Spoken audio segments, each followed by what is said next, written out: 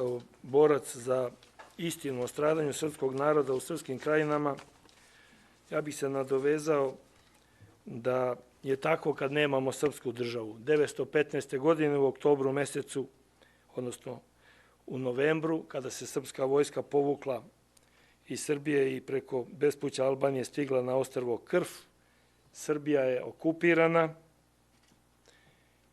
i počela je represija ne samo nad stanovništvom koje je ostalo u Srbiji, nego i na svemu onome što čini srpski narod. Meni nije uspelo da još pronađem zvaničnu okupatorsku odluku po pitanju jezika i pisma iz 1916. godine. Ipak u arhivu Srbije u Beogradu u službenom listu Austro-Ugarske vojne uprave se nalazi nekoliko relevantnih okupatorovih uredbi koje su imale direktno zakonsko izvršno dejstvo i koje se naslanjaju na tu odluku o zabrani ćirilice. A svedočanstva koja su ostavljali naši ljudi najbolje govore o tome kako je bilo vreme pod okupacijom. Srpska knjiga bila je okupatorskim vlastima opasna isto tako kao i vatreno oružje. Sve srpske knjige, sve ćirilicom štampane, odnešene su. Valjda se i one računaju u ratni plen. Nalazimo i svedočanstvo da su 918. godine, neposredno pred oslobođenje Beograda, neki Nemci uveli konja u stan jednog profesora i privezali ga za klavir. Kada je profesorova supruga zamolila da konja uklone, smejali su se govoreći: nemački konj je kulturniji od srpskoga profesora. Sada će nam se obratiti dr. Jovan Janjić, kulturolog, pravnik sa Instituta za političke studije, pre svega poznat kao autor po svojim knjigama o patrijarhu Pavlu, stradanju Srpske pravoslavne crkve i srpskog naroda. Izvolite, Jovane.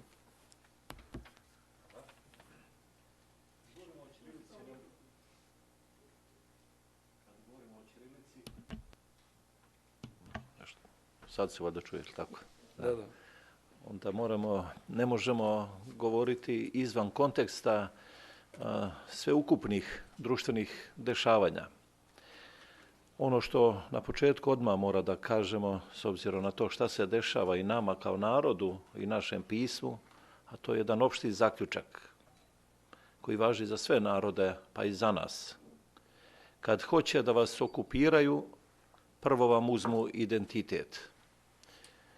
Na osnovu činjenica koje je gospodin Kojić izneo, videli smo da se tako činilo i u Prvom i u Drugom svjetskom ratu. Uostalom vidite i na osnovu ove naredbe, zašto se naređuje, jer je bila uklonjena ćirilica. Na početku Drugog svjetskog rata, znate, kada je bombardovan Beograd, jedan od prva 3 cilja koje je direktno Hitler obeležio, bila je Narodna biblioteka Srbije. I kada je pred kraj rata, kada je onaj čovjek koji je bombardovao Beograd i Jugoslaviju, Aleksandar Ler, tražio razgovore o kapitulaciji, onda su naši prihvatili i dok su razgovarali u štabu, pita ga ovaj naš glavni pregovarač, jedan pukovnik, dobro, kaže, ajde sad kad je kraj rata, zašto ste bombardovali Beograd? A on kaže, evo, dobro ste me to pitali, kaže, želim to da vam kažem, da znate. Direktno sam od Firera dobio naredbu.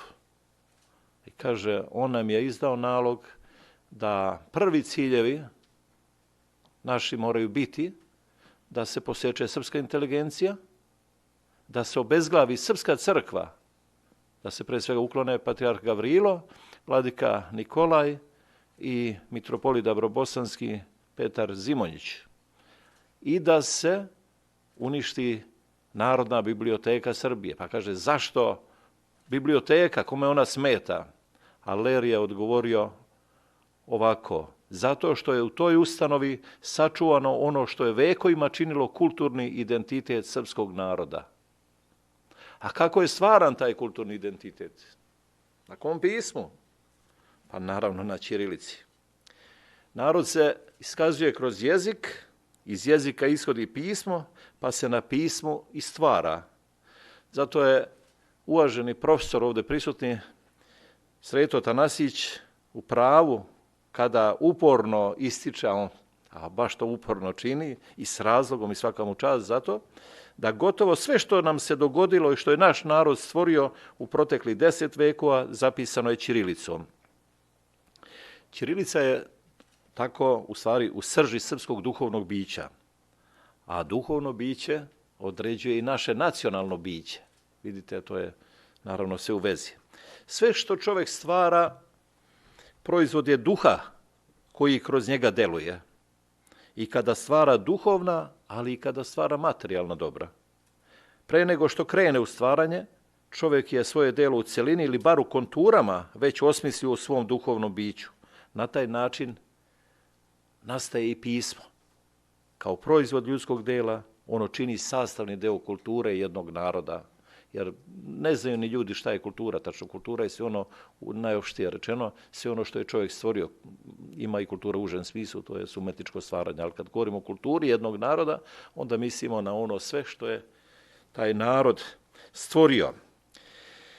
Iz toga sledi jasan zaključak, čovjek shodno svom duhovnom nadahnuću stvara pismo, ono nastaje kao proizvod kulture jednog naroda, a zatim i samo postaje činilac kulture, koji će potom uticati na kulturu toga naroda. Jer, kao što rekao smo, u kulturu spada sve ono što čovjek stvara. I ono što često čujemo s pravom, kada se kaže da je ćirilica čuvar našeg identiteta, to je tačno, ali ima nešto pre toga. Da je ćirilica proizvod našeg identiteta. Odnosno da je naše duhovno biće stvorilo, pismo je izniklo iz našeg duhovnog bića. Sad se ona pojavljuje kao čuvar. Utoliko je njen značaj veći. I sad bi da idemo u prošlost, naravno nemamo vremena, niti ja želim tu pored dvoje profesora koji se time stručno bave, pa ću ja preskočiti oko toga. Naravno, mi beležimo ovdje vekovni kontinuitet ćirilice. Šta više, čak i pre Ćirila i Metodija, pre 9. veka. Pisac istorije srpske ćirilice Petar Đorđić kaže u onoj svojoj čuvenoj knjizi, kaže, Sloveni živeći na Balkanu više od 2 veka pre Ćirila svakako su se služili nekim pismom, kao što je to tačno izneo u svojoj odbrani slovenskog pisma Crnorizac Hrabar. U njegovo užem i širem zavičaju Sloveni su se služili grčkim pismom toga vremena, bar i najvažnije potrebe. A Ćirilo i Metodije svoju azbuku stvaraju na osnovu onoga što je već postojeće. Pa ima sad tu da ne čitam, kad kaže u žitiju njihovom kaže se u Hersonu Konstantinu pođe za rukom da nađe evanđelje i psaltir napisani ruskim pismima i tako dalje. Znači, u pitanju je vekovni kontinuitet.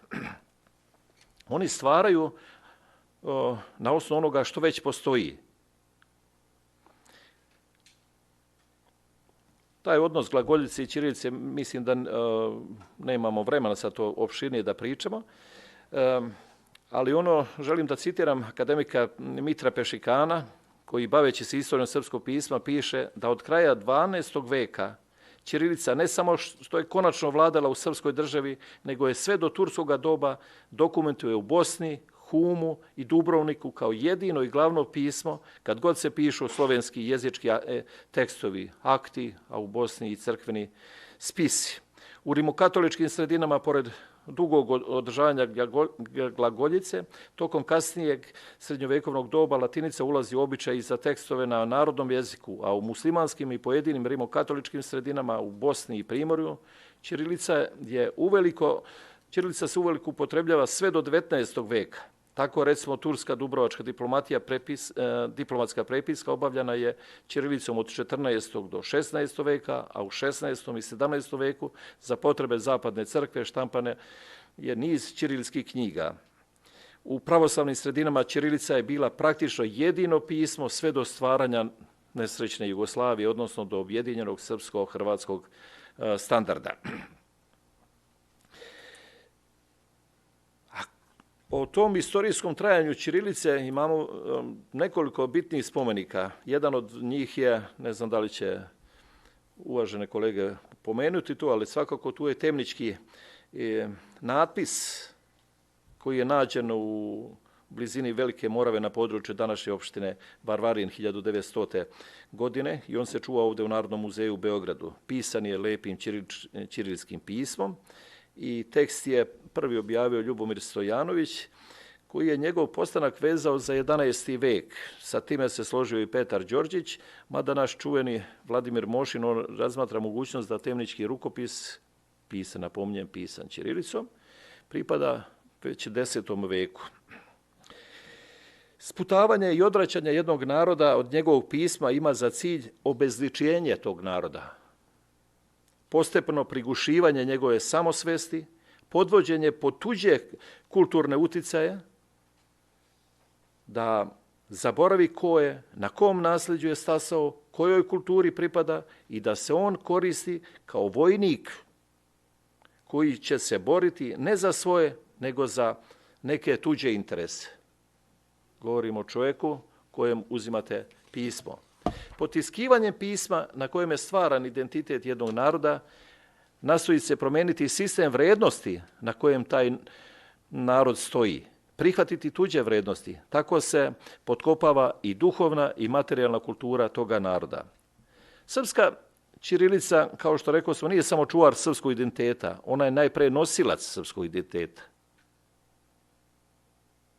Njen uticaj je utkan u naše biće. To što smo mi danas, veliki značaj je svakako pismu na kojem smo mi stasavali, na kojem je se građeno naše to nasljeđe. Na njoj i sa njom su stvarana dela koja će obeležiti srpsko i duhovno i nacionalno biće, a pre toga u međuvremenu, kako je pokazano, srpsko duhovno biće oblikovalo je srpsko pismo, naravno po svojoj meri. Da li se nekad zapitate zašto ovo Č baš izgleda ovako? Vidim u njemu neki pravoslavni duh. I zato je srpska ćirilica najpre izraz srpskog duhovnog bića. Napominjem to, dakle, izraz srpskog duhovnog bića, ali i čuvar srpskog duhovnog bića. Otuda je s pravom profesor Predrag Piper kaže da je važna simbolička vrednost srpske ćirilice kao znaka srpskog duhovnog identiteta. Mi se identifikujemo kao narod kroz ćirilicu. U poništavanju naših tradicionalnih vrednosti, našeg duhovnog i nacionalnog bića, nastupa se sa pričom da bi trebalo da sledimo ono što je moderno, a da raskidamo sa tobože mračnom prošlošću. Znate ono često, mračni srednji vek. A što je najgore, to prihvataju naši neznalice, koje kakve, sa malo ili sa mnogo škole, mračni srednji vek. Za koga je mračan srednji vek? Za zapad, onaj koji imao inkviziciju, koji je spaljivo žive ljude na lomač. Naš srednji vek je zlatni vek i zato mi nemamo razloga da se stidimo naše prošlosti i da je odbacujemo. I za kraj želeo bi samo da citiram još nešto, dozvolite mi. Pre neki dan nešto istražujući pronađoh jedan zanimljiv tekstić. Bavio sam s nečim drugim, pa naletih i ovo pa sam kopirao. Neko od mojih prethodnika napomenuo da je u nezavisnoj državi Hrvatskoj, što je tačno naravno, doneta uredba o zabrani ćirilice. Sad da vidite šta se pisalo 1913. godine. Splitska Sloboda donesli članak u kojem se kaže, napominjem 1913. godina, po sadržaju rekao bih da je bilo još pre drugog Balkanskog rata, to je onom razmaku između prvog i drugog Balkanskog rata. Kaže u tom članku, jedna od velikih zapreka kulturnom ujedinjenju i stopljenju Hrvata i Srba je i ta što Srbi imaju i svoje zasebno pismo, ćirilicu. Uslijed toga, za sve one koji ne poznavaju ćirilice, nepristupačno je skoro sve književno blago Srba i sav kulturni napredak i sve kulturne tečevine srpskoga dela našega naroda za njih kao i da ne postoje. To je zlo, rekli bismo i veliko zlo, ali opet takovo koje možemo veoma lako i jednostavno da odstranimo. Učimo ćirilicu, Naučimo 30 znakova ćirilskih slova i eto nam otvoreno celo polje bogate srpske književnosti. Učimo ćirilicu ne samo za to što ćemo time biti u stanju da upoznamo lepu književnost srpskog naroda, nego i radi jednoga drugoga razloga.